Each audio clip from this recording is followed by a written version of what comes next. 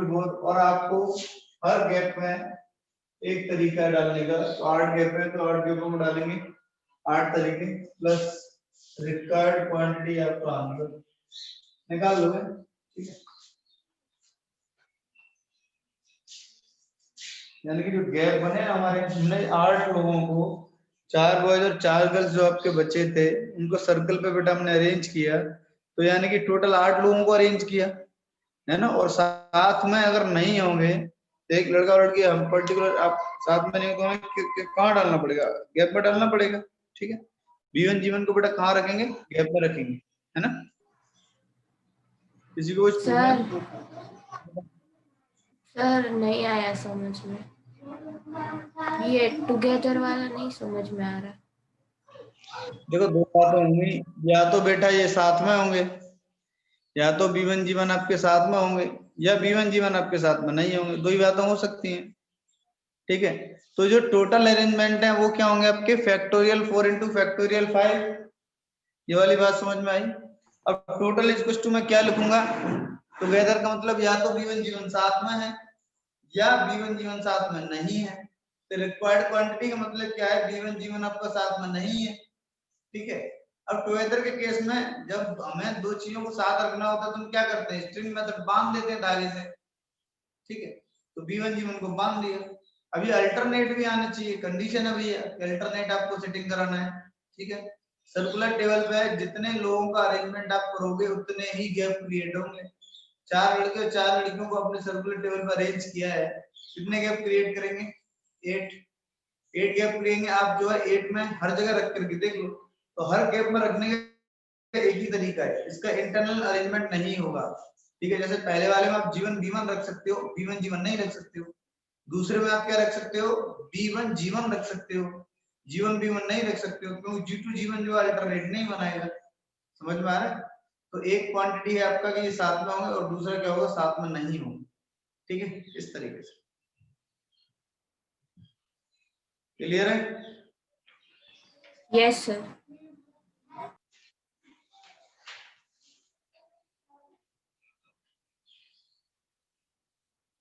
देखिए out of 10 flowers, out of 10 flowers of different colors,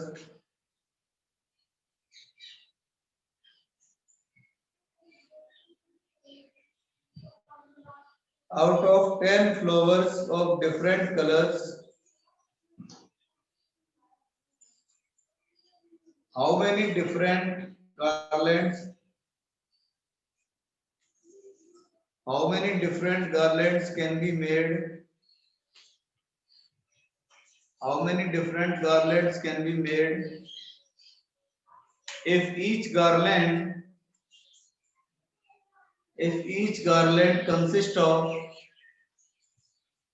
if each garland consists of 6 flower, 6 flower, 6 flower of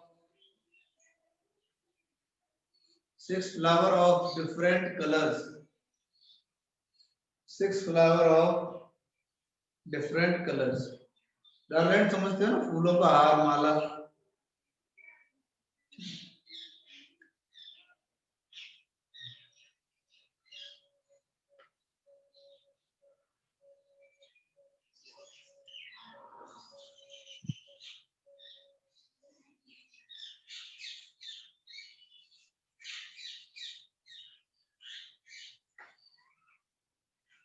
करिए भाई, question करिए।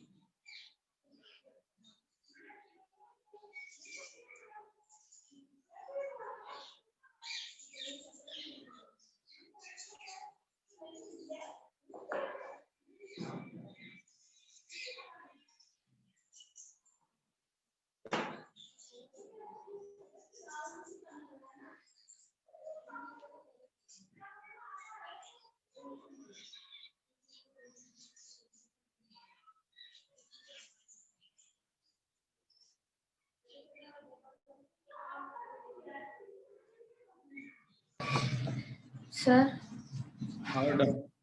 Sir मैंने try किया है तो according to me 10c6 into 6 factorial। तो 6 फैक्टोरियल।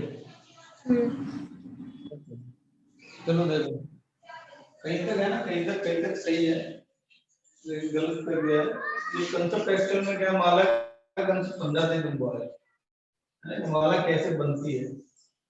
ठीक है, देखो मैंने सारे काम किए हुए हैं, आज तुम्हें बताएंगे कि माला कैसे बनती है, माला में किस तरीके के अरेंजमेंट रहते हैं। ठीक है, वो चीज जैसे माला ऐसी होती है आपकी। ठीक है, मैं एक एग्जांपल ले रहा हूँ। आपके पास जो है कोई भी 4 फूल है, 4 फ्लोर में। पहला आपको मान लिया रोज है, दूसरा आपका जैस्मिन है, ठीक है, तीसरा आपका लिली है, चौथा आपका कैक्टस।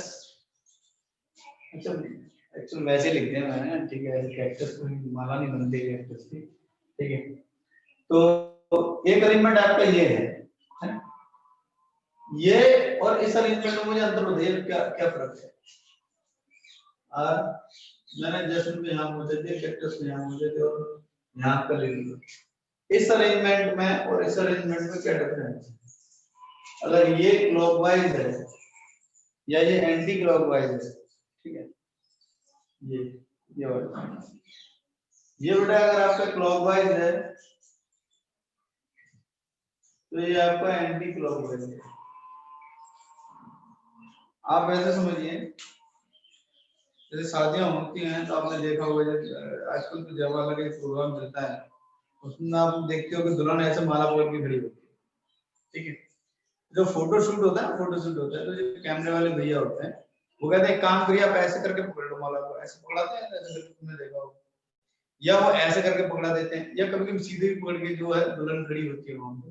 तो फूल तो सेम ही लगे ना भाई, जो फूल आपने सिलेक्टेड किए थे, ऐसे करने से फूल उसमें से रिमूव थोड़ी ना हो जाएगा।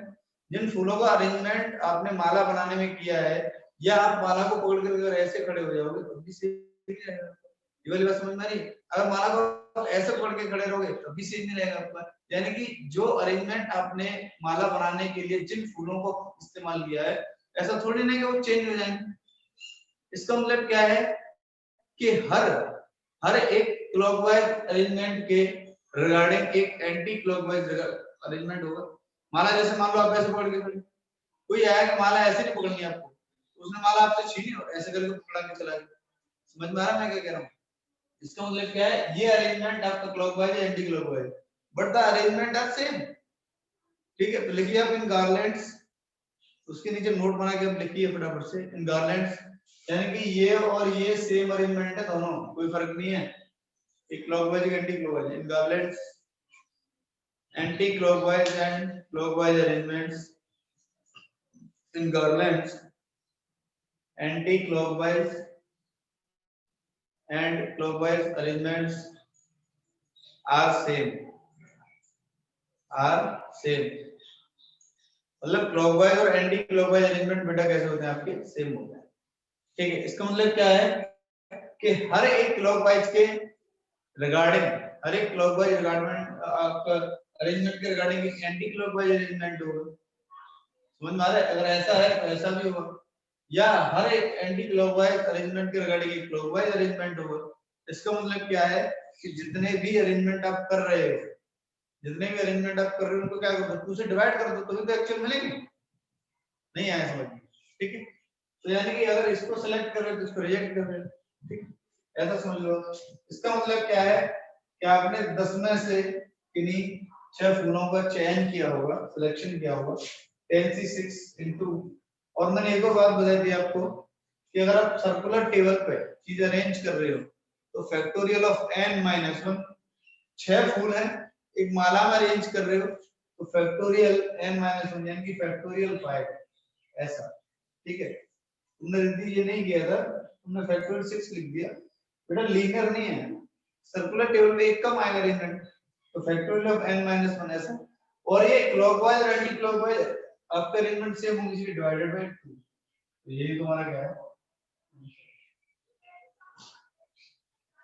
गार्लैंड के केस में हमेशा आपके अरेंजमेंट में लिख लो factorial n minus 1 divided by 2, ऐसा factorial of n minus 1 divided by 2।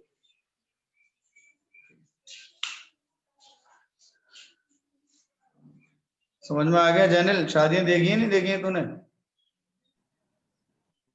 अरे भाई हाँ तो बस ऐसे दुल्हन को देखा है कि नहीं, ऐसे माला वाला पकड़े हुए या सिर्फ खाने पे ही फोकस रहा है कि भाई खा पी के निकल रहे इधर से, कोई मतलब ही नहीं अपने को है।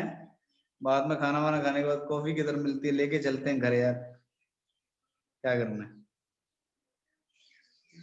तो दुनिया में जो है हर चीज जरूरी है भाई।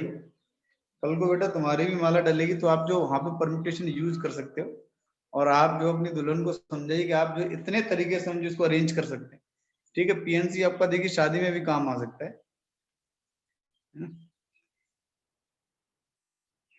आप जो अरेंजमेंट सिखा सकते हो ना। एक्चुअल में हम क्या सीख रहे हैं यहाँ पे, यही सीख रहे हैं हाउ टू अरेंज, अरेंज कैसे करना है चीजों को, कितने तरीकों से कर सकते हैं, ठीक है। आप जो अपनी योग्यता का प्रमाण भी दे पाओगे वहां पे। काम करियो तो थोड़ा खा पी के शादी करियो, पता चले कि इतना वेट तो तेरे में नहीं, इतना माला में है, पता चले जैसी माला तेरे पे गिरी तो नीचे गिर गया, तो इंसल्ट हो जाएगी तेरी। इसीलिए मैं कहता हूँ अभी थोड़ा वेट गेन कर ले आलू के पराठे खा के, बहुत दिक्कत होगी वरना तुझे। और तू तो बिना सपोर्ट के घर से बाहर ही मत निकला कर, कभी तेज हवा चल गई तो फिर से घर पे वापस आ जाएगा तू। चल बुरा मत मानिए बेटा तुम, मजाक नहीं तेरे से नहीं करेंगे, मजाक तो कहाँ करेंगे यार, वीजा लगवा के ऑस्ट्रेलिया थोड़ी ना जाएंगे हम मजाक करने हैं। मजाक ये थोड़ी ना बोलूंगा ऑस्ट्रेलिया में मैं रहता इंडिया हूँ, मजाक करने हैं इधर। चलो 16 नाइट्स, नाइट समझते हो, KNIGHTS, है ना, लड़ाकू लोग, जब योद्धा कह सकते हो अब, योद्धा। 16 knights are sitting on a round table,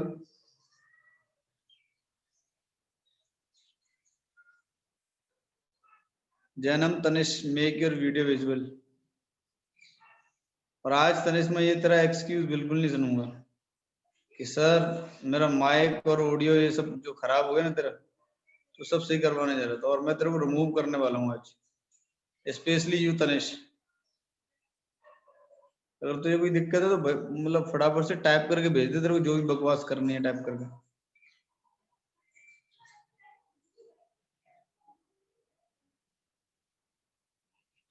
"16 knights are sitting on a round table. 7 knights are required. 7 knights, KNIGHTS, 7 knights are required to rescue Janil." चल तेरा ही नाम लिख देते हैं, क्या फर्क पड़ रहा है। 7 knights are required to rescue Janil. सभी अपना अपना आप लिख लें, जिनको लिखना है जेनिल की जगह आप अपना अपना नाम लिख सकते हो। एवरी कॉन्जिक्यूटिव नाइट, एवरी, बहुत ही अच्छा क्वेश्चन है, बहुत इंपोर्टेंट क्वेश्चन है। Every consecutive knight is hostile, HOSTILE। Every consecutive knight is hostile to each other, एक दूसरे से झगड़ते रहते हैं ना, हर बगल वाला जो है हर अपने बगल वाले से लड़ाई करता रहता है, तलवारें निकाल करके बैठे रहते हैं। Number of veg, a team of 7 knights, number of ways, a team of 7 knights, such that 7 योद्धाओं की आपको एक टीम बनानी है, such that no two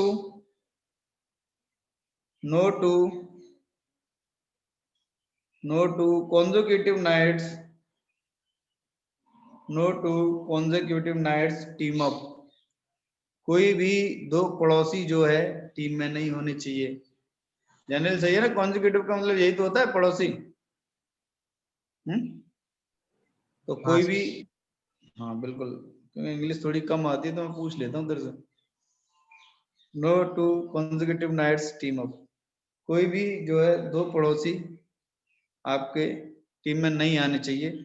आप ऐसे कितनी टीमें बना सकते हो, और एक टीम में आपके कितने नाइट्स होने चाहिए? 7। ठीक है, तो कितने नाइट्स बैठे हुए हैं? 16।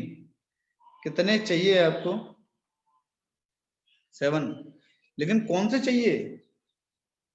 अरे चीजें आपको गैप में से उठानी है, याद करिए आपको, है ना, चीजें आपको गैप में से उठानी है। आप सीधे सिलेक्ट नहीं कर सकते हो, 16G7 नहीं कर सकते। क्यों? क्योंकि कॉन्जिक्यूटिव भी आ जाएंगे उसमें। तो आपको तो क्या करना पड़ेगा, पहले जो आपके जो बचे हुए हैं, आप उनको जो है क्या करो भाई, एक अरेंज करो उनको, है ना, जो भी रिमेनिंग है, जितने भी आपको टीम बनानी है उनको छोड़ दो 7 को। उसके बाद बाकी के लोगों को अरेंज करो। जब आप बाकी के लोगों को अरेंज कर दोगे तो फिर वो बाकी के लोग गैप गैप क्रिएट करेंगे। आप क्या करो, चीजें गैप में से उठा लो, या आप गैप गैप का सिलेक्शन कर लो। ठीक है, जब आप चीज गैप में से उठाओगे या गैप का सिलेक्शन करोगे तो आपका आंसर आ जाएगा। याद आ रहा है कि स्टेशन वाला क्वेश्चन कराया था मैंने, है ना, 12 station, train has to be stopped at 4 station, है ना, एंड ये नंबर ऑफ वेज, है ना। आपको ट्रेन को रुकवाना था, लेकिन वो 4 स्टेशन जो है कॉन्जिक्यूटिव नहीं होने चाहिए। तो हमने क्या किया था, उन 4 को रिमूव कर दिया था, स्टेशन को जिन पर ट्रेन रुकवानी थी हमको। ठीक है, और बाकी के जो 8 स्टेशन थे हमने उनको क्या किया था, अरेंज किया था। 8 चीजों ने कितने गैप दिए थे? 9 गैप दिए थे। ठीक है, और हमने उन 9 में से कोई 4 चीजें या 4 जो है स्टेशन सेलेक्ट कर लिए थे उन गैप में से, तो वही हमारा आंसर था। याद आ रहा है, 9C4 आंसर था। तो ऐसे ही हम क्या करेंगे, अब यहाँ पे लीनियर नहीं है, यहाँ पे लीनियर नहीं है, यहाँ पे सर्कुलर टेबल पे है। तो हम देखते हैं एक बार कि क्या बनेगा इसका। अब देखिए, मैं आ रहा हूँ एक बार, है ना, समझाते हैं भाई।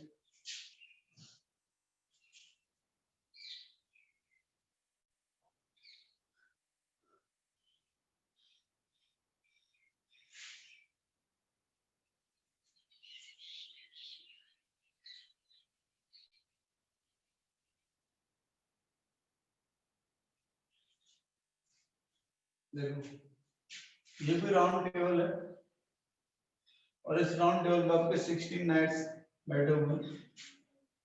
पहले आपको मान लिया K1 है, K2 है, K3 है, K4 है, K5 है, आपको डॉट डॉट डॉट लास्ट में आपका K16 है।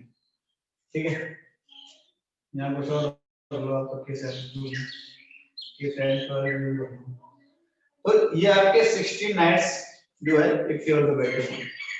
ठीक है, यहाँ पे बीच में मान लो ऐसे जैनिल फंस गया, यहाँ पे ये आपका जैनिल, छोटा सा जैनिल फंसा हुआ। ठीक है, इसको बचाना है। तो ये क्या है, जैसे K17 जो K1 से लड़ता है, K1 जो है K2 से लड़ता है, K2 जो है K3 से लड़ता है, मतलब आपस में लड़ाई करता रहता है, हर बगल वाला जो है एक दूसरे से लड़ता रहता है। ठीक है, अब आप देखिए, अगर मैं जो है आपसे कहूं कि सर्कुलर टेबल पे गैप क्रिएट होंगे, अरेंज करना है, ये फालतू की बात लग रही है। हम इसको क्या करते हैं, टेबल को तोड़ देते हैं। ठीक है, तो मैंने क्या किया, एक बहुत भारी सा हथौड़ा इस जगह मारा। जब मैं यहाँ पे हथौड़ा मारा तो ये टेबल ऐसे आपकी टूटेगी। लीनियर है ना, लीनियर का मैं मतलब तुम्हें समझा देता हूँ। ये मत समझना कि यही सिर्फ लीनियर है, आप कृपया ये ना समझे कि यही सिर्फ लीनियर, ये तो लीनियर है ही है, ये भी आपका लीनियर है, ये भी आपका लीनियर है, ये भी आपका लीनियर है। मैं लीनियर का डेफिनेशन क्लियर कर देता हूँ। जिसका एंड पॉइंट हमें पता हो, एंड पॉइंट ये और ये हमें पता है, इसका भी एंड पॉइंट ये हमें पता है। कई लोग बोलेंगे सर पैराबोला में ऐसा नहीं होता है, पॉलिनोमियल में क्वाड्रेटिक लोग पढ़ा देते हैं, हमने पढ़ाया था इसमें तो ऐसा नहीं है। कई लोगों के दिमाग में सर ऐसा तो आपने तब भी बनाया था पैराबोला ग्राफ, लेकिन मैंने कभी बेटा ये एंड पॉइंट डिफाइन नहीं किया, ये तो कहीं तक जा सकता है, ये तो कहीं तक जा रहा है, एंड पॉइंट डिफाइन नहीं है। ठीक है, तो जिसके एंड पॉइंट अपने को पता चल जाए वो कैसा हो जाता है, लीनियर। मैंने फट से थोड़ा मारा, थोड़ा मारा यहाँ पे, तो ये आपका मान लीजिए K1 हो गया, तो ये आपके क्या होगा K16। तो K से 1 से लेकर के K16 आपके ऐसे आ जाएगा, समझ में आया? अच्छा, अब आपका ये पहले सर्कुलर था, अब ये अभी कैसा बन गया, लीनियर बन गया। अगर ये आपको लीनियर बन गया है तो आपको क्या करना है, 7 लोग चाहिए आपको। कितने लोगों की टीम बनानी है, 7 लोगों की, 7। तो आपने इन 16 में से 7 को चुरा लिया, अलग कर लिया, तुम भाई अलग आ जाओ, ठीक है, उनको रहने दो। आपने क्या किया कि जो रिमेनिंग चीजें आपने उनको अरेंज किया, तो 7 अगर आपने हटा दिए तो कितने बचे 9 को आपने एक लाइन पे आपने अरेंज किया, लाइन पे आपने अरेंज किया तो कितने गैप बनेंगे 10। लीनियर में तो एक गैप ज्यादा बनता है ना, सर्कुलर में ऐसा नहीं होता है, लेकिन लीनियर में तो भाई एक गैप ज्यादा बनता है। तो ठीक है 1 2 3 4 5 6 7 8 और 9 2 3 4 5 6 7 8 ठीक है ऐसा। तो इसका मतलब क्या है कि आप जो इन 10 गैप में से कोई भी 7 गैप सेलेक्ट करो, वही आपके क्या आंसर समझ में आ रहा है नहीं। तो 10 C 7 लेकिन गड़बड़ हो गया। गड़बड़ क्या हो गया कि सर्कुलर टेबल पे, ये तो हमने तोड़ दिया है, सर्कुलर टेबल पे ये वाला फर्स्ट जिसको मैं K1 बोल रहा हूं, और ये आपका K16 ऐसा ये वाला और ये वाला जो गैप है, लास्ट वाला और फर्स्ट वाला जो गैप है कॉन्जुगेटिव होगा, यानी कि K1 जो है K16 से लड़ेगा। तो ये जो हमारी टीम बनी है 7 की, जो हमने सेलेक्ट किया 10 से 7, इसमें वो लोग भी आएंगे जिनकी लड़ाई होती है आपस में, लेकिन आपको ऐसा चाहिए नहीं था। इसका मतलब क्या है कि माइनस हम वो हटा देते हैं, हम वो गैप हटा देते हैं जो कॉन्जुगेटिव है। तो ये और ये आपका क्या होगा कॉन्जुगेटिव बनेगा। जब 22 को आप मर्ज करोगे सर्कुलर पे, तो सर्कुलर पे आप देखो ना दोनों पास में, ये तो तोड़ दिया इसीलिए लीनियर बन गया। जब हम इसको ऐसे कंबाइन करें तो K1 और 16 तो फिर से आपका कॉन्जुगेटिव बन जाएगा। समझ में आ रहा है? यानी कि 10 से 7 माइनस वो दो गैप हटा देते हैं जो कॉन्जुगेटिव आ रहे हैं। तो देख दो बॉक्स बेटा कौन से हैं दोनों गैप K1 और K16, तो 2C2 इसको माइनस कर दिया, ठीक है। लेकिन और आपने क्या किया होगा, टोटल गैप कितने सेलेक्ट किए थे भाई 7, तो दो गैप तो ये हो गए और बाकी के तो 5 गैप आपने सेलेक्ट किए होंगे, तो 8C5 तो यही आपका क्या है। मेरे मैं फिर से एक बार समझाता हूं, नहीं समझ में आया तो हमने इसको तोड़ा, 9 को बेटा लीनियरली अरेंज किया, 9 ने कितने गैप दिए 10 में से हमने 7 गैप उठा लिए, तो 10 से 7 माइनस क्यों किया है, क्योंकि ये और ये वाला गैप जरूरी है, ये और ये वाला गैप जो आपके क्या कॉन्जुगेटिव है एक्चुअल में क्वेश्चन तो आपका सर्कुलर का ये लीनियर का थोड़ी ना, ठीक है, तो ये कंसेप्ट तो जाएगा, ये तो लगाना ही पड़ेगा तुम्हें। अच्छा ये गैप और ये गैप अगर आपके कॉन्जुगेटिव बनते हैं तो आपने क्या किया कि जब भी आपने दो कॉन्जुगेटिव गैप को सेलेक्ट करके टीम बनाई होगी वो वाले हम माइनस कर देते हैं। तो 2C2 यानी जब भी मैंने इन दोनों को सिलेक्ट करके जो टीम बनाई होगी उसको मैं माइनस कर देता हूं। तो 2C2 दो गैप मैंने एंड वाले सेलेक्ट किए होंगे, टीम कब बनेगी मैंने 5 लोग और लिए होंगे, तो मैं वो तरीके माइनस कर देता हूं। तो 2C2 into 8C5, ठीक है, समझ में आई वाली बात। अच्छा मैंने एक फॉर्मूला बना करके दिया था तुम्हें जब स्टेशन वाला क्वेश्चन कर रहे थे, मैंने मॉडल का एग्जांपल दिया था, तो मॉडल आपकी तरफ रैंप अप करते हुए आएंगे, ठीक है सर। तो मैंने बोला था कि कोई भी दो मॉडल कॉन्जुगेटिव नहीं होनी चाहिए। जब आपको लीनियर कॉम्बिनेशन में गैप में आपको क्या करना था, अगर चीजें आपको कॉन्जुगेटिव नहीं चाहिए तो आप गैप में से उठाते हो ना, गैप में से उठाने का एक फॉर्मूला आपको दिया था लीनियर में n-r + 1cr, ऐसा याद करिए आप, ऐसा एक फॉर्मूला दिया था n-r + 1cr, ठीक है। तो 2C2 तो आपका क्या होता है 1 होता है, 10 के कंपैरिजन में यहाँ पे क्या 8 आया, तो कितना कम आया 2 कम आया।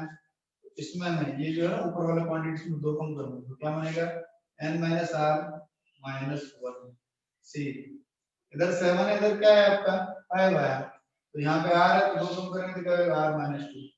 ये आपका सर्कुलर परम्यूटेशन का फॉर्मूला है, ठीक है। अगर आपको कोई भी दो चीजें कॉन्जुगेटिव नहीं चाहिए और आपको एक टीम अप करना है तो आप क्या करो गैप में से उठा लो, n-r + 1cr minus n-r minus cr minus, ठीक है।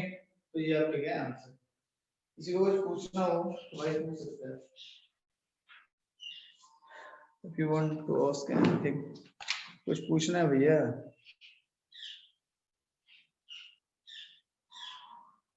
मुझे ऐसा लग रहा है तनिष्क को और इसको आवाज नहीं जा रही क्या मेरी। जनिल पूछियो, तनिष्क को तो पूछियो, मैं इसको रिमूव कर रहा हूँ तो पूछ लो फटाफट। तनिष्क को भी करूँ, जैनम को भी करूँ, दोनों को करूँगा थोड़ी देर में। सर मेरा वीडियो विजिबल है?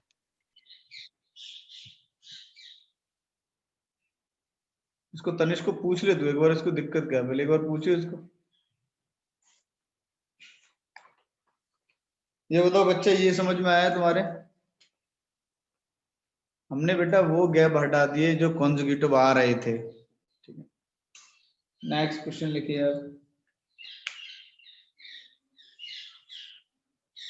n people are sitting, नहीं n रहने दो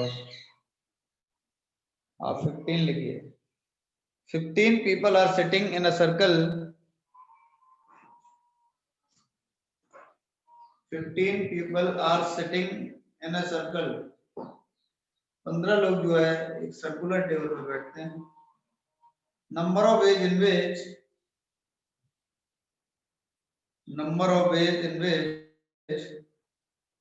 3 people can be selected, number of ways in which 3 people can be selected, 3 people can be selected if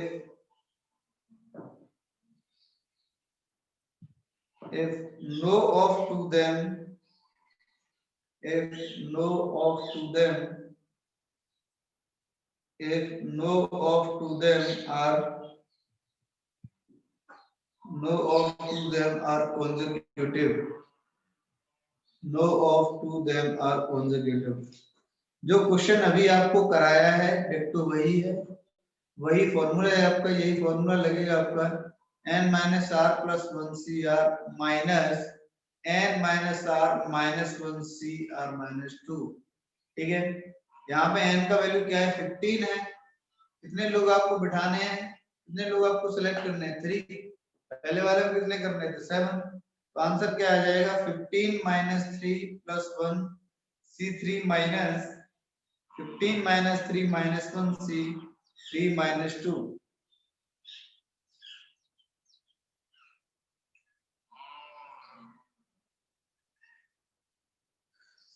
आपका आंसर आ जाएगा 13C3 माइनस 11C1। आंसर क्या आ जाएगा आपका 13C3 माइनस 11C1। सभी का आगे कुछ नहीं करना है, n का और r का वैल्यू पुट करना है भैया। n का 15 और r का 3 है, फॉर्मूला आपके सामने लिखा हुआ है। Next, how many hexagons can be constructed, how many hexagons can be constructed, how many hexagons can be constructed by joining vertices of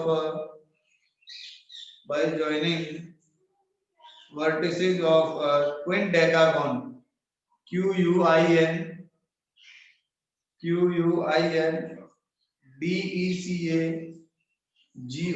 क्विंडेकागोन। Bracket में लिख लीजिए 15 साइड्स। क्विंडेकागोन की कितनी साइड्स होते हैं बेटा, 15। जैसे हेक्सागोन के कितने होते हैं, 6, ठीक है। क्विंडेकागोन 15 sides. if none of the sides of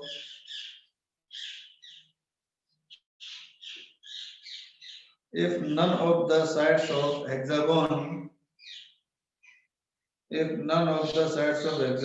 are also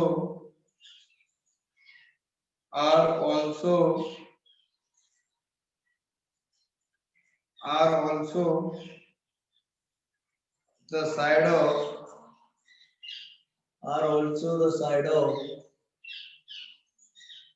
side of quindecagon,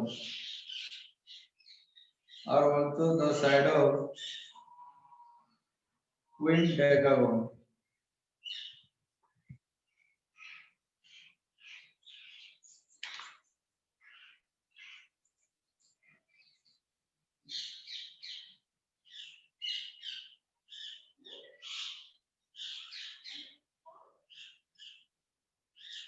same he question है आपका। n कितना है 15 है और r कितना है 6 है। समझ में आ गया? n कितना है 15 और r कितना है 6। बेटा वैल्यू रख दो, आंसर आ जाएगा।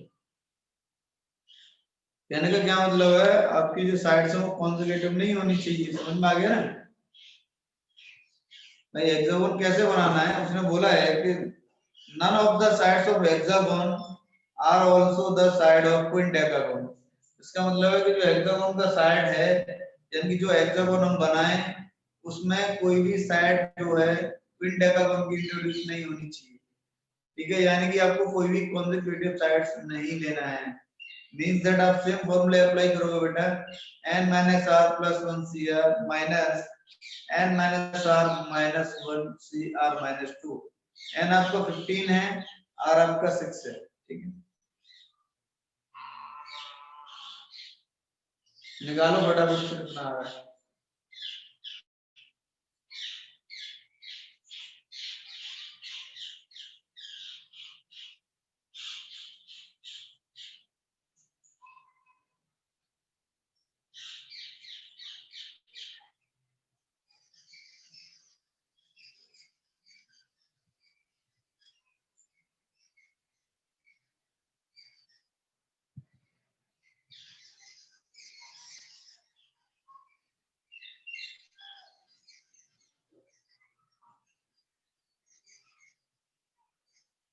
हो गया? कितना अंदर आ रहा है भाई? 10c6 - 9c4। ठीक है,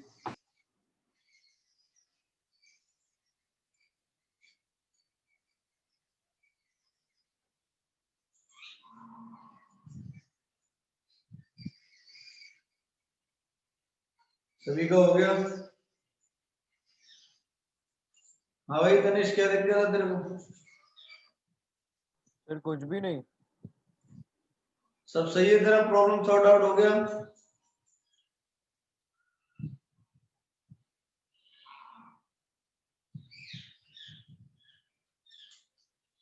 माइक का प्रॉब्लम है तो सही करवा लेना इसको। कब करवाएगा सही भाई? कभी कुछ पूछते हैं तो बोल भी नहीं पाते तुम लोग, गूंगे बन के बैठे हो इधर। मुंह में आवाज भगवान ने दी है लेकिन बोल नहीं पा रहे हो। कितना दुख है मेरे जीवन में।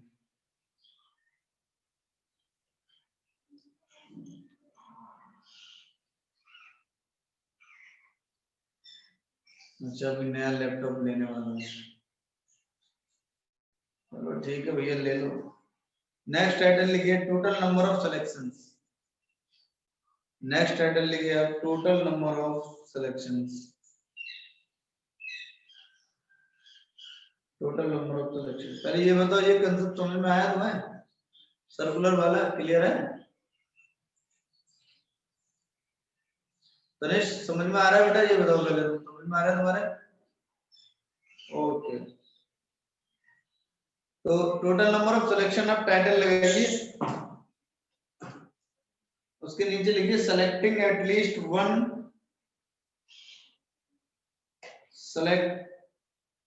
selecting at least one thing, selecting at least one thing out of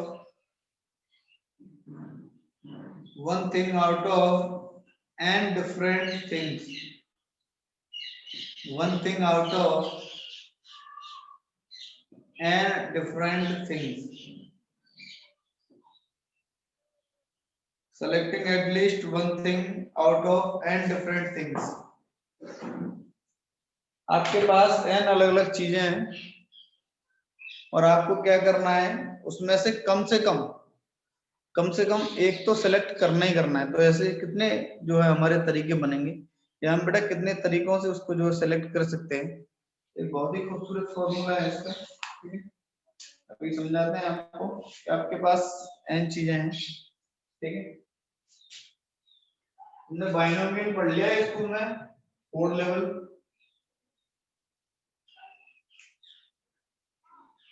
अरे बोर्ड लेवल बाइनोमियल पढ़ लिया है क्या?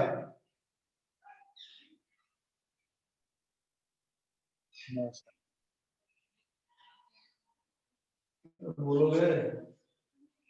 सर चल रहा है अभी तो।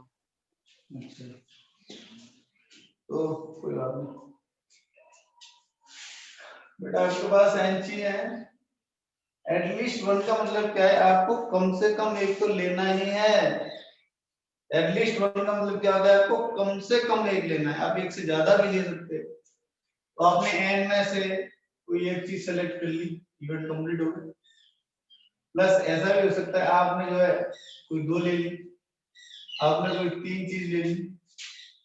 आप जो बहुत ही ज्यादा लालच है, आपने कहा एक से क्या काम चलेगा, सारी उठा लेते हैं। तो एन में से आपने जो n out of n select कर ली, ठीक है। ऐसा ये जो आपका फॉर्मूला है बेटा, NC1 plus NC2 plus NC3 plus NCn, ये आपका जो आंसर इसका होता है वो 2 raise to power n minus 1 होता है। जब हम बाइनोमियल पढ़ाएंगे PNC इस चैप्टर के जस्ट बाद 2-3 दिन बाद, तो हम तो बहुत अच्छे से डिटेल में इसको समझाएंगे कि कहाँ से जनरेट होता है। और अगर आपके सर ने स्कूल में बेटा पढ़ाया हो, जो भी हो माननीय, उन्होंने हो सकता है मैं भी आपको ये बताया हो, और अगर नहीं बताया होगा तो आगे बता देंगे, ठीक है। तो आपको याद रखना है, एक्चुअल में ये होता ये है कि C0 plus C1 plus C2 plus C3 से लेकर के आपका Cn, ये आपका क्या होता है 2 रेज़ टू पावर n होता है। C0 आपका 1 होता है, तो ये वाला 1 आपका इधर पहुंच गया, इसीलिए ऐसा बन करके तैयार हो गया कि NC1 plus NC2 plus NC3। यहाँ पे ऊपर n ही लिखा हुआ है, आपको मैंने लिखा नहीं हो, ठीक है। तो बेटा ये 2 रेज़ टू पावर n होगा, तो C1 plus C2 plus C3 आपका क्या होगा 2 raise to power n minus 1 होगा। ये कहां से जनरेट होता है? ये जनरेट होता है आपका 1 plus n raise to power n के एक्सपेंशन से, ठीक है। तो वो तो बाइनोमियल में पहुंच गया, वो हम बाद में बात करेंगे, ठीक है। तो एटलीस्ट n डिफरेंट थिंग्स में से आप जो है कम से कम आपको एक सेलेक्ट करना है तरीके 2 raise to power n minus 1। आप इतने तरीकों से जो है कम से कम एक item out of n item में से सेलेक्ट कर सकते हो, ठीक है। नेक्स्ट एक और टाइटल लिखें, बोर्ड बना के लिख लो। Total number of selection, total number of selection, total number of selection when p alike kind, p एक जैसे हैं, when p alike kind, p alike kind, q alike of another kind, q alike of another kind, and r alike of another kind, and r alike of another kind। तो कितने तरीके आपके ऐसे बनेंगे, ये सोचने वाली बात है। जैसे मैं तुम्हें समझाता हूँ बहुत अच्छी तरीके से, आपको कितने टोटल नंबर ऑफ सिलेक्शन आप कर सकते हो। ऐसा आपने क्या किया, एक मान लो पी की दुकान है, ठीक है, ये मान ले पी की दुकान है और ये मान ले क्यू की दुकान है। अभी हम आर की दुकान नहीं लगा रहे हैं, सिर्फ जस्ट फॉर एग्जांपल हमने दो ही दुकान लगाई है। मैंने क्या किया, मुझे अगर चीजें लेनी है या मुझे खरीदनी है तो मैं क्या करूंगा कि मैं इस दुकान पर गया, ठीक है। मान लो इस दुकान के पास दो चीजें रखी हुई हैं, ऐसा मान लेते हैं, ठीक है। इस दुकान के पास दो चीजें हैं और इस दुकान के पास में दो आइटम, ठीक है। ऐसे मैं क्या करूंगा, जब मैं इस दुकान पर जाऊंगा तो ऐसा हो सकता है कि मैंने एक भी आइटम नहीं उठाया हो। मैं इस दुकान पे गया, यहाँ से मैंने कुछ भी नहीं उठाया। ऐसा कई बार होता है ना कि आप दुकान पे जाते हो लेकिन आप नहीं लेते हो, तो वो भी एक तरीका है, ठीक है। दिस इज द वे, जब आपने कुछ भी नहीं उठाया, सेलेक्ट है ना, number of ways to select zero things, ये भी अपने आप में एक तरीका है। पर आप इस दुकान पे गए, आपने हो सकता है मैं भी एक आइटम उठाया, ठीक है, और आपने जो है अब आइडेंटिकल आइटम है, उठाने का तरीका एक ही है, डिस्ट्रीब्यूट करने का तरीका एक ही है, समझ में आ रहा है, ठीक है। और आपको जो है देखो सिलेक्शन बताया था आपको, सिलेक्शन ऑफ आइडेंटिकल थिंग्स, यही बताया था आपको। आपको क्या करना होता है, दुकानें सेलेक्ट करनी होती है, ठीक है। तो यहाँ से एक और आपने हो सकता है दो आइटम उठाए, तो दो आइटम सेलेक्ट करने का तरीका भी करेंगे, ठीक है। अच्छा, आप जो इस दुकान पर गए होंगे, आपने यहाँ से कुछ नहीं उठाया होगा, एक आइटम उठाया होगा और दो आइटम उठाया, तो टोटल नंबर ऑफ तरीके आपके कितने हो जाएंगे, कितना हो गया, देखो ध्यान से, 3 into 3 क्या हो गया 9, लेकिन गड़बड़ हो गया, कुछ ना कुछ तो आपको उठाना ही था। तो एक तरीका इसमें ऐसा आ गया जिसमें आपने कुछ नहीं उठाया। कैसे, देखिए ये वो है जो आप जब आपने कुछ नहीं उठाया, और ये वो तरीका है जब आपने कुछ नहीं उठाया। जब आप कुछ नहीं उठाया, मल्टीप्लाई कुछ नहीं उठाया से करेंगे तो कुछ नहीं उठाया जाएगा, समझ में आ रहा है। आपने यहाँ से कुछ नहीं उठाया, इस वन का मल्टीप्लाई में इस वन से करूंगा तो इसका मतलब है हमने पहली दुकान से कुछ नहीं उठाया, लेकिन दूसरी दुकान से आपने 2 आइटम उठाए, इस वन से मल्टीप्लाई करने को कीजिए, ठीक है। इस वन का मल्टीप्लाई में अगर इससे करूंगा तो इसका मतलब क्या है कि आपने इस दुकान से कुछ नहीं उठाया और इस दुकान से आपने एक आइटम उठाया, ठीक है। तो यानी कि आपको कुछ न कुछ तो उठाना ही है।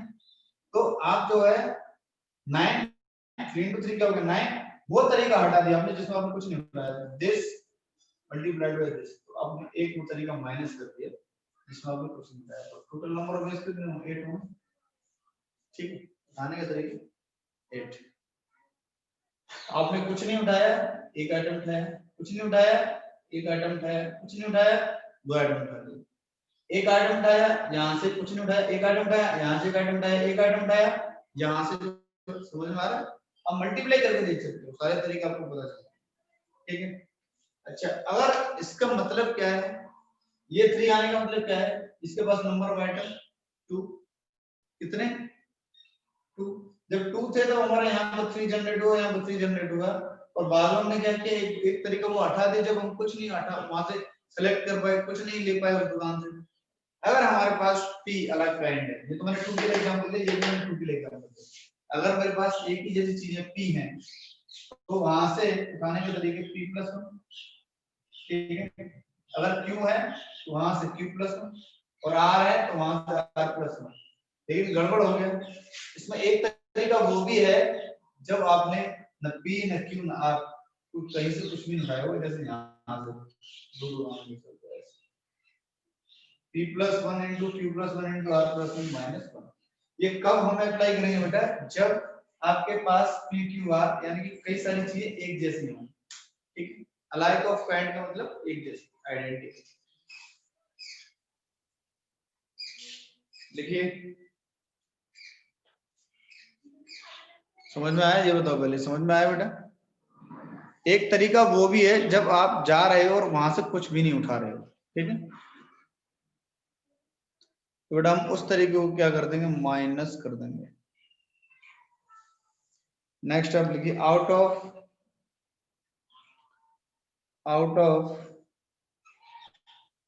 3 different maths, out of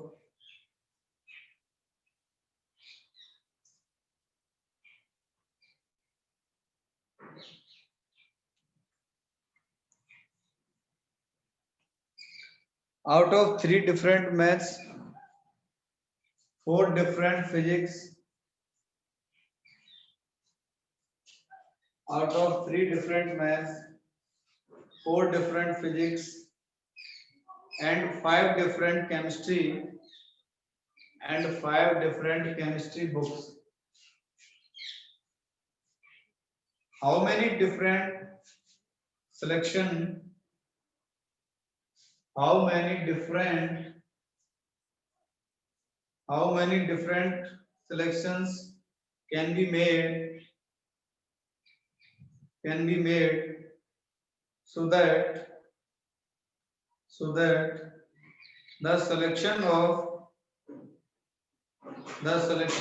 consists of, so that the selection of consists of, first point है आपका, पहला पॉइंट लिखिए क्वेश्चन में, exactly one work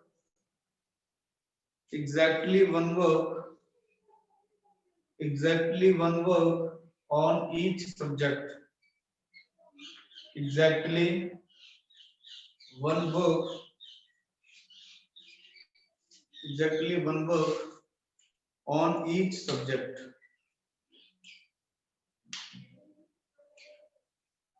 exactly one work on each subject।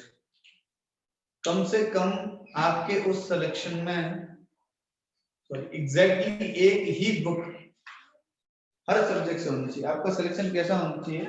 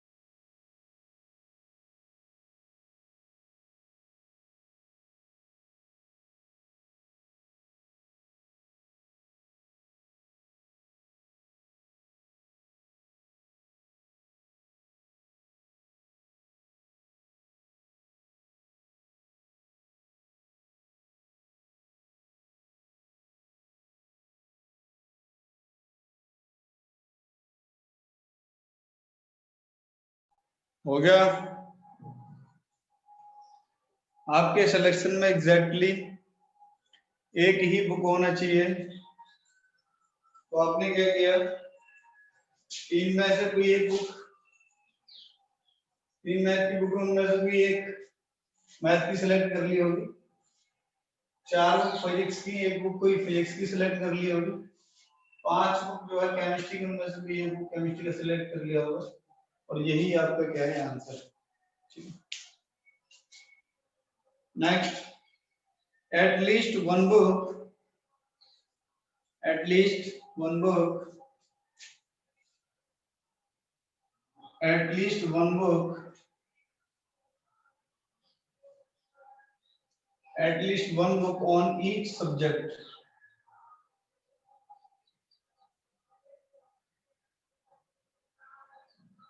At least one book on each subject. At least one के लिए बेटा मैंने तुम्हें बताया था, अगर n डिफरेंट थिंग है, देखिए तीनों मैथ की जो बुक है बेटा वो आइडेंटिकल नहीं है। क्वेश्चन में बोला है कि out of 3 different maths book, maths की तीनों बुक बेटा कैसी हैं, डिफरेंट हैं। फिजिक्स के चारों बुक कैसे हैं बेटा, डिफरेंट हैं। बेटा 5 बुक्स जो केमिस्ट्री का वो भी क्या डिफरेंट, आइडेंटिकल नहीं है। आप वो वाला फॉर्मूला मत लगा देना, Q आपका जो है P alike of kind, Q alike of kind, R alike of kind, ऐसा नहीं है बेटा। तीनों मैथ के वो चारों फिजिक्स के, पांचों केमिस्ट्री के आपके डिफरेंट हैं। मींस क्या मतलब है, n डिफरेंट थिंग्स में से एटलीस्ट वन के लिए फॉर्मूला बताया था 2n-1। तो जब मैथ हम 3 मैथ्स के बुक है तो क्या होगा 2^3 - 1, और आपका क्या है फिजिक्स के लिए 2^4 - 1 और इंटू 2^5 - 1। ये मैथ, ये फिजिक्स, और ये एटलीस्ट वन का मतलब कब कंप्लीट होगा, मल्टीप्लाई में चलता रहे। नेक्स्ट आप देखिए,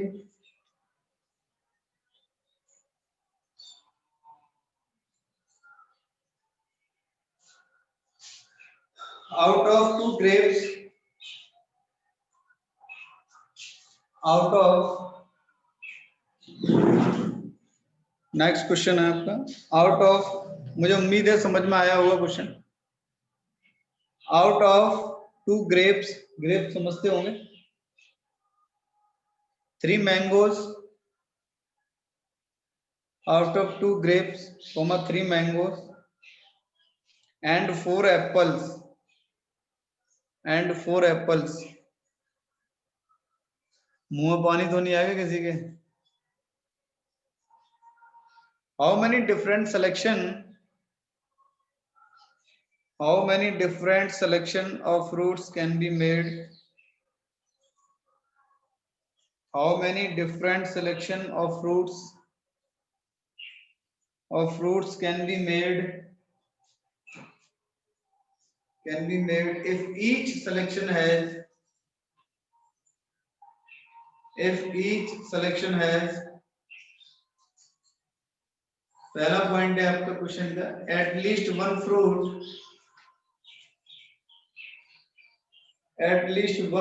of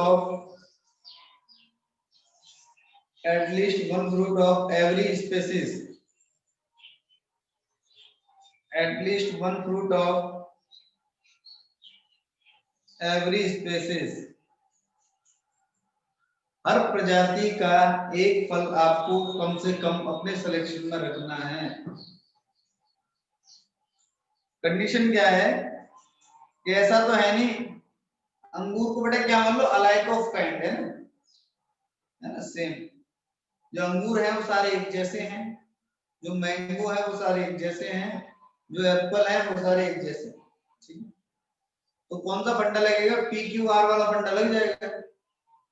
नहीं, पी का वैल्यू क्या है? 2 है, क्यू का वैल्यू क्या है? 3 है, और आर का वैल्यू क्या है बेटा? 4 है। समझ में आ गया? ठीक है।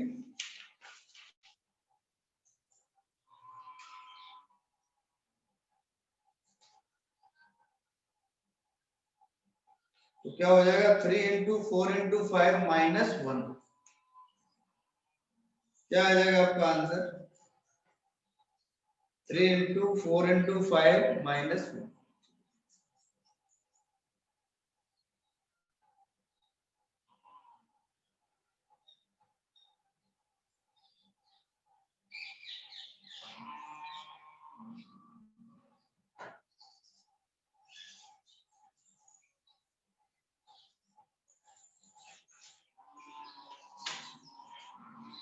हो गया सभी का?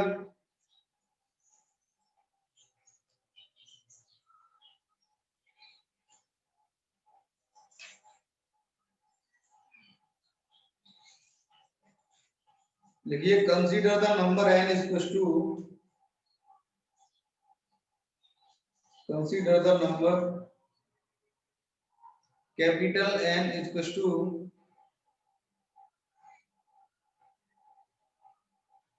capital N is equals to 75600।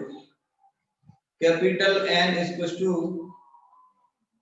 75 एक नेचुरल नंबर है, 75600, 75,600। पहला पॉइंट है जो आपको फाइंड करना है, पहला पॉइंट है जो आपको फाइंड करना है, number of divisors, number of divisors.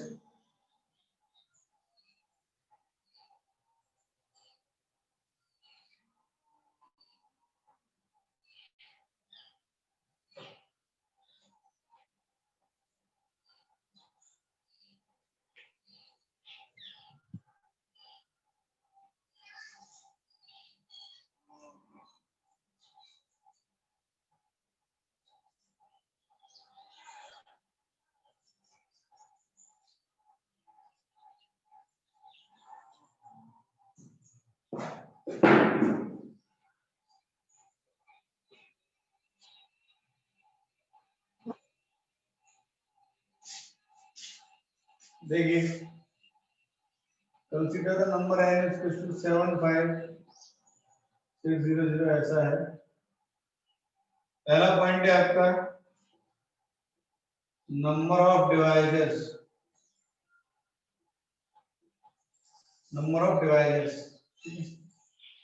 और इसको आप प्राइम फैक्टर लिख लो, 2 raised to power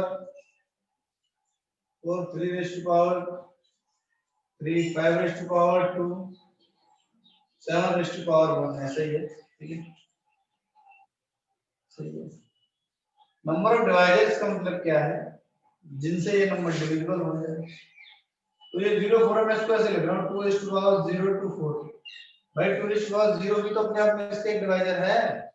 2⁻0 क्या होता है 1, ठीक है।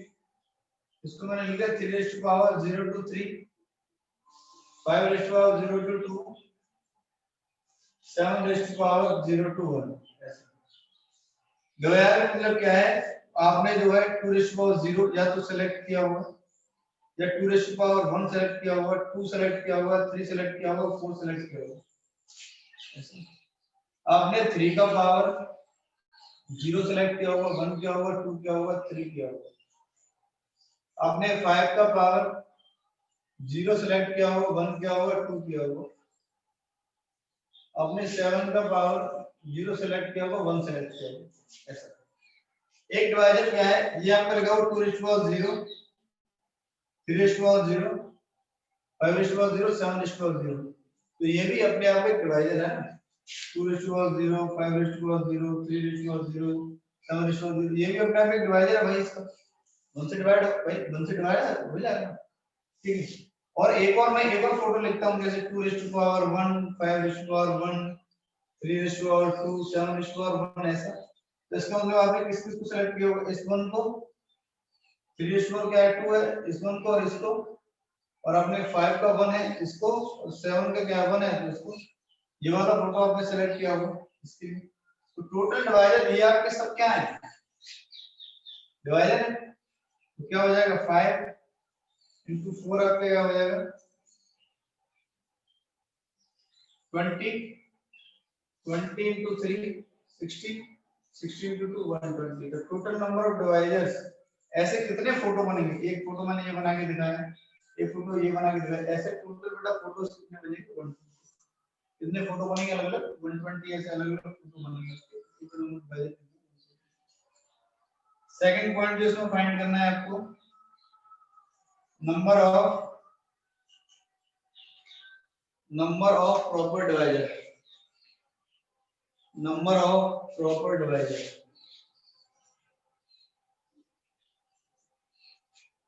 Number of proper divisor,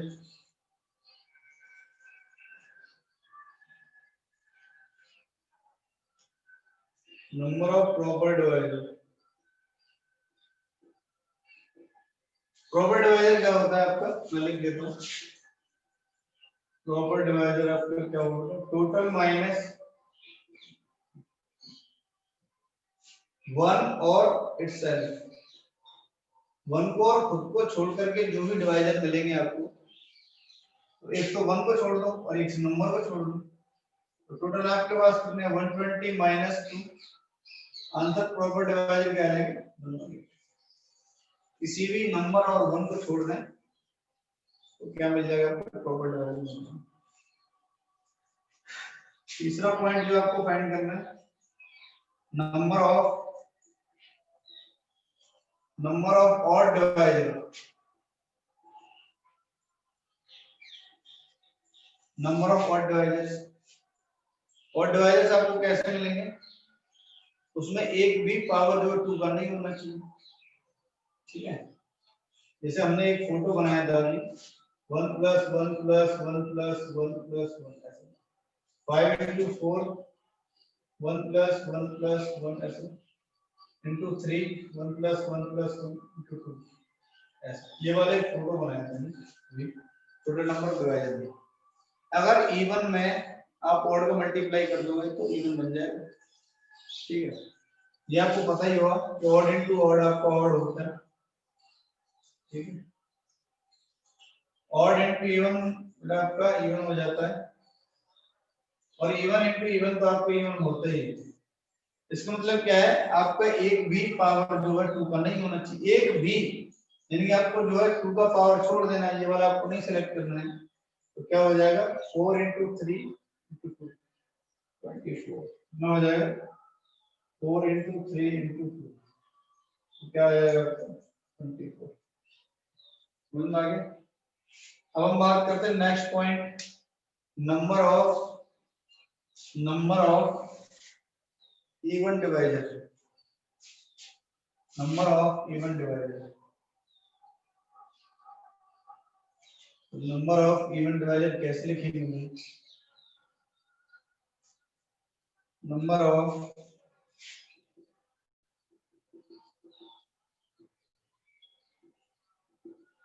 even divisor, even divisor मतलब क्या है? जो आपका टोटल डिवाइजर है तो किसके इक्वल होगा? Odd divisor plus even divisor, odd divisor plus even divisor. Total कितना है आपका? 120 है। ऑड आपको पता है कितना है? 24 है, अभी आपने निकाला है थर्ड ऑप्शन से। इवन आपको चाहिए है कि ये 5 निकालो भाई, कितना है? 96 आ जाएगा।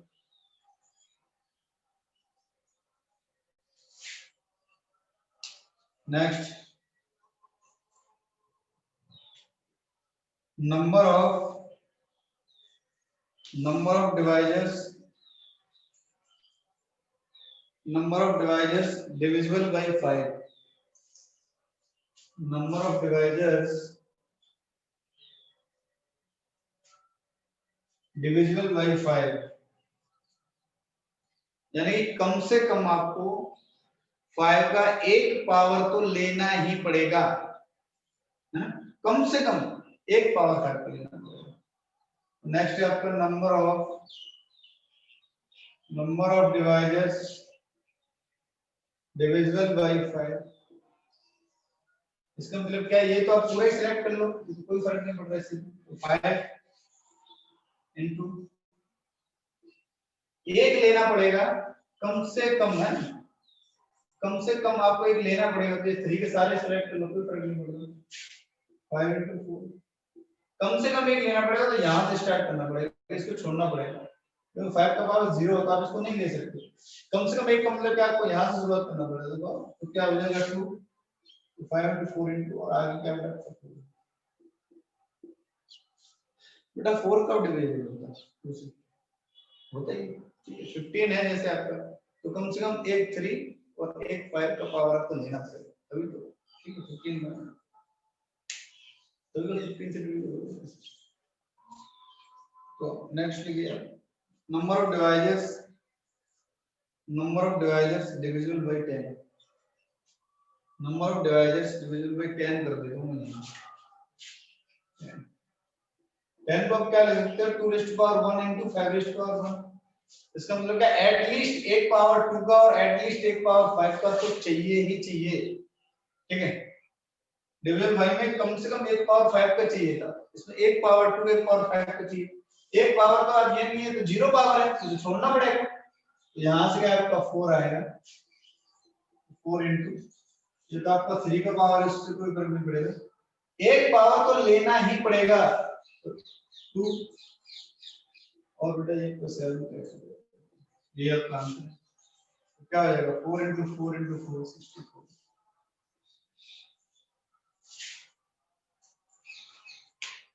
Next, number of divisors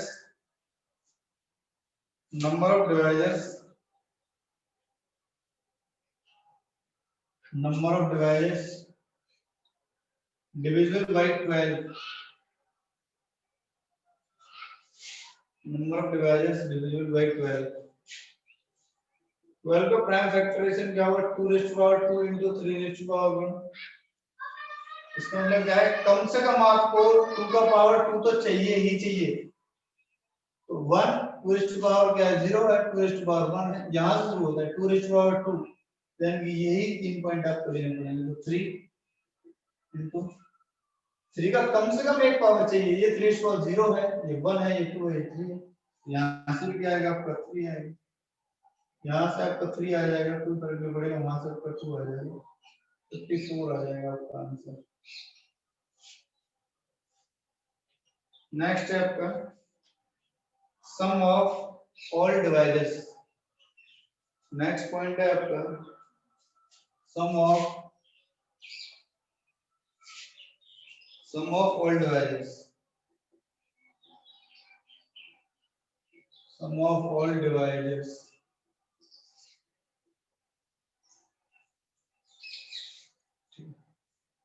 sum of all divisors का क्या मतलब है, जितने भी डिवाइजर्स आपके बन रहे हैं, जितने भी 120, तो आप क्या करो, या तो अलग अलग 120 डिवाइजर्स को आप निकाल लो अलग अलग फोटो, और उन 120 को क्या कर लो, ऐड कर लो, तो मिल जाएगा आपको सारे डिवाइजर्स के। या फिर आप ऐसा करें, ये जो फोटो लगा हुआ है इसको क्या करते हैं, प्रोडक्ट कर देंगे, 1 प्रोडक्ट लिखना है, 2 लिखा हुआ है, प्लस 2 1 2 3 2 प्लस 2 4, ऐसा। ये फोटो ऐसा है, ऐसे तो लिखा हुआ है, यही तो मतलब है। अच्छा ये वाला फोटो कैसा है, 3:0 3:1 3:2 और 3:3 ऐसे। नेक्स्ट फोटो आपका कैसा है, 5:0 1 और 5:2। नेक्स्ट फोटो 7:0 7:1 ऐसे, ठीक है। ऐड कर लेते हैं, इसका वैल्यू क्या होगा 1, ये क्या होगा 2, 1 प्लस 2 क्या हो जाएगा 3, 3 प्लस 2 क्या हो जाएगा 7, 7 प्लस 8 क्या हो जाएगा 15, 15 प्लस 16 क्या होगा 31। तो यहाँ से आपका 31 आता है। मैं बता रहा हूँ एक डिवाइजर, एक ये अपने आप एक डिवाइजर है, ये अपने आप में क्या है, एक डिवाइजर का फोटो है जो मैंने बताया था, 2:0 3:0 5:2 7:1, ये इसका एक डिवाइजर है इस नंबर का, यानी कि इस फोटो का एक डिवाइजर है, बिल्कुल डिवाइड कर सकते हैं, ठीक है। तो यहाँ से 31 जनरेट होता है, इसको मैंने इस फॉर्म में जनरेट कर दिया जिससे कि हम डिवाइजर दिख रहे हैं, इनका सम भी पता चले, ठीक है। यहाँ से देख लेते हैं 27 + 9 36 और +3 39 उसमें 40 हो जाएगा, 25 + 5 30 + 31 7 + 1 आपकी क्या हो जाएगा, इनका मल्टीप्लाई कर लेना, सम ऑफ ऑल डिवाइजर मिल जाएगा, क्योंकि अलग अलग 120 फोटो बनाकर उनको ऐड करना काफी टफ है।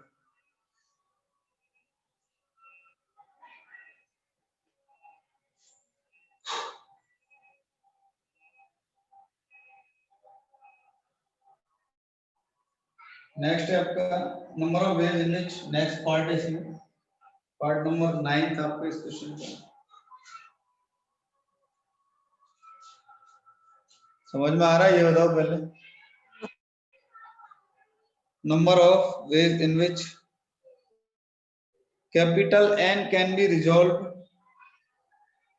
capital N can be resolved as a product of, capital N can be resolved as a product of two divisors, as a product of two divisors,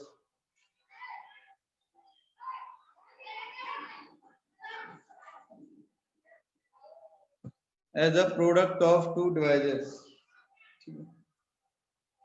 इसका मतलब क्या है, ये आपका जो नंबर है, आपको जो है दो डिवाइजर्स के प्रोडक्ट में कितने तरीकों से हम इसको डिस्ट्रीब्यूट कर सकते हैं वो देखते हैं एक बार, ठीक है। तो मैं ये वाली चीज में हटा रहा हूँ, आपको बताइए कि टोटल नंबर ऑफ डिवाइजर्स बेटा कितने हैं, 120 है, ये वाली बात आपको पहले ही पता चल गई थी, ठीक है। अभी फोटो आपके सामने है, तो अब क्या कर सकते हो, इसको ऐसे लिख सकते हो 1 × 75600, भाई इस नंबर को कैसे लिख सकते हैं। दूसरा दूसरा फोटो क्या लिख सकते हो, 2 × 75600 डिवाइडेड बाय 2, ऐसा लिख सकते हो। तीसरा क्या लिख सकते हो, 3 × 75600 डिवाइडेड बाय 3। ये सिलसिला जो चलता रहेगा, एक टाइम ऐसा आएगा इधर ऐसा बन जाएगा 75600 × 1, बनेगा कि नहीं बनेगा। अब ये जो फोटो है और ये लास्ट में जो फोटो बना है क्या सेम है, इसका मतलब ये जो फोटो बना है और इससे पहले जो फोटो बनेगा वो भी क्या होगा, सेम होगा। टोटल आपके कितने डिवाइजर है भैया, 120, दो को एक, ये फोटो और ये फोटो सेम है, तो एग्जैक्ट चाहिए आपको तो 2 से डिवाइड कर दो। कितने तरीकों से अरेंज कर सकते हैं, 60।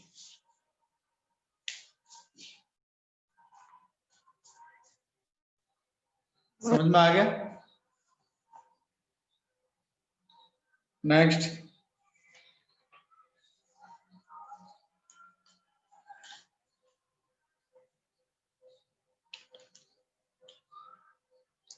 नेक्स्ट लिखिए number of veg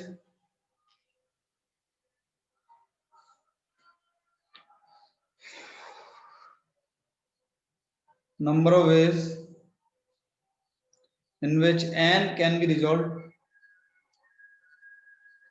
Number of ways in which capital N can be resolved. Capital N can be resolved as a product of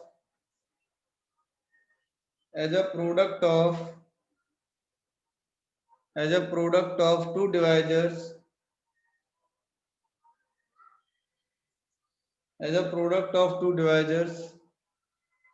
which are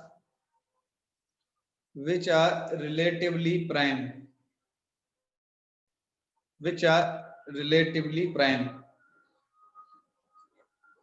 हम जो है इस नंबर को ऐसे दो डिवाइजर के प्रोडक्ट में कितने तरीकों से रिजॉल्व कर सकते हैं कि वे जो दोनों डिवाइजर हों आपस में जब उनका प्रोडक्ट लिखें तो रिलेटिवली प्राइम हो। तो लिख लो भाई, है ना। रिलेटिवली प्राइम का मतलब क्या है? HCF 1 हो। रिलेटिवली प्राइम मीन्स उसका मतलब होता है बेटा HCF कितना हो? 1। Relatively prime means HCF is 1। तो ये हमारे सामने जो फोटो लिखा है, मैं उसको जो है थोड़ा अलग तरीके से लिखने की कोशिश कर रहा हूँ।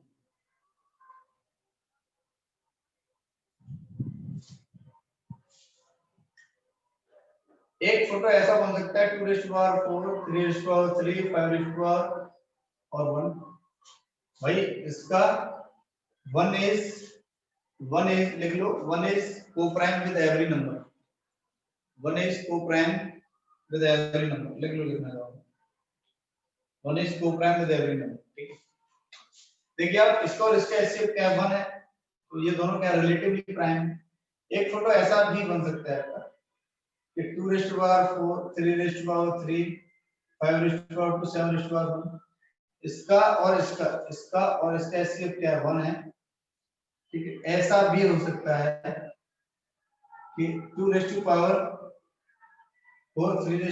3 5 2 7 1, ऐसा भी हो सकता है। ठीक है, इसका और इसका भी HCF क्या 1 है, ऐसा बन सकता है। तो हम इसको क्या लिख सकते हैं भाई, यहाँ पे तो आपने एक भी सेलेक्ट नहीं किया ना इन चारों में से। इसके लिए पहले वाले के लिए कंडीशन क्या होगी? 4 से 0। आपने 2 3 5 7 तो कोई भी सेलेक्ट नहीं किया यहाँ पे, 2 सेलेक्ट किया है, तो +4C1, और यहाँ पे आपने 2 सेलेक्ट किए हैं +4C2 डिवाइडेड बाई, लेकिन ये आइडेंटिकल है, ये भी क्या है आइडेंटिकल, तो डिवाइडेड बाई फैक्टोरियल 2, ऐसा। ठीक है, निकाल लो आंसर, निकाल लो, इसको सॉल्व कर लो भाई। चलो 4C0 आपका क्या होगा? 1 होगा, 1 + 4, और 4C2 आपका क्या हो जाएगा? फैक्टोरियल 4 डिवाइडेड बाई फैक्टोरियल 4 है, तो 24 आपका क्या हो जाएगा? 8 हो जाएगा। 7 4C2 में आपका फैक्टोरियल 4, तो 3 × 2 ऐसा 1 divided by factorial 2 × factorial 2 × factorial 2, 8 हो जाएगा आपका। तो क्या हो जाएगा? 8 आएगा आंसर।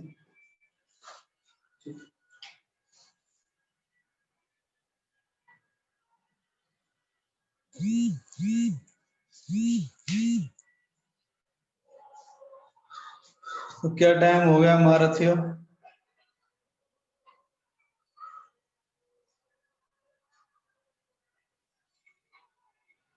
हाँ जी, 11th वाले बताइए क्या समय हो गया?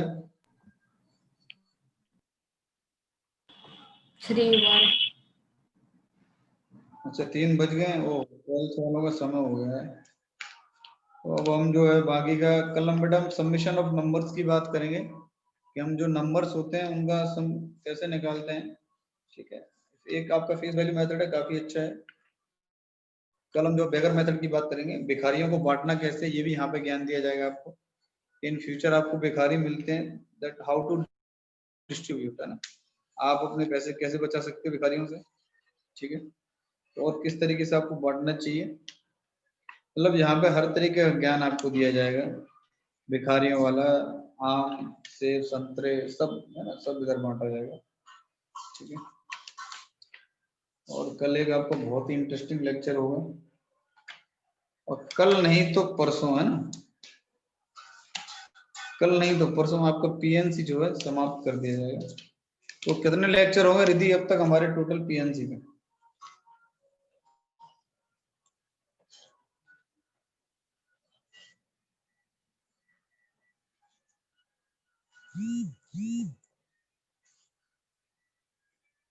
पता है किसी को? Sir 10 to 11 lecture. चलो कोई बात नहीं, इतने तो लग ही जाते हैं यार, ये चैप्टर ही ऐसे इतने तो लग जाते हैं। कल आपका दो लेक्चर और होंगे, कल एक लेक्चर होगा और उसके बाद जो एक लेक्चर और होगा, उसके बाद जो इसका समापन कर देंगे, फिर आपका बाइनोमियल स्टार्ट करेंगे। चलता रहेगा ना, सिलेबस के लिए रोना मत। तुम्हारा देखो ऑलमोस्ट पीएनसी खत्म हो गया, कल के लेक्चर में ऑलमोस्ट कुछ बचेगा नहीं, जो मेन टॉपिक है कल और होगा। ठीक है। और एनसीईआरटी लगाते रहिए, हंसते रहिए, मुस्कुराते रहिए, पढ़ते रहिए मैथ्स पंकज शर्मा जी के साथ। ठीक है। तो 11th वाले मूव कर सकते हैं, क्योंकि 12th वाले आई थिंक मुझे लग रहा है कोई फायदा नहीं मीटिंग एंड करने का, हो सकता है जुड़ भी गए हो, एक दो लोग जुड़ भी गए हैं 12th वाले। तो आप जो 11th वाले बच्चे हैं वो लीव कर दें कृपया, हमें छोड़ के चले जाइए आप। Bye 11th portion.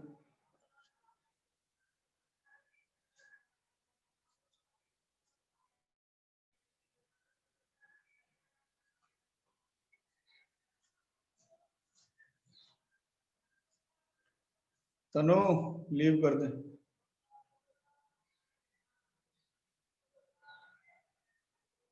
तनु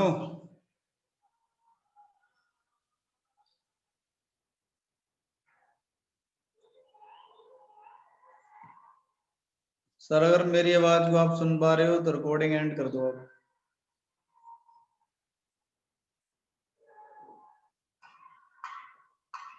सर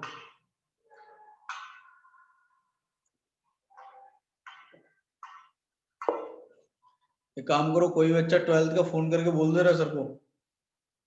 ईशान हाँ सर, अभी अभी आया। सर को फोन करके बोल दे एक बार मीटिंग एंड कर दो 11th का। तो मीटिंग एंड करे 11th का? अरे सॉरी सॉरी, वो रिकॉर्डिंग एंड करो। हाँ सर, बोलता हूँ।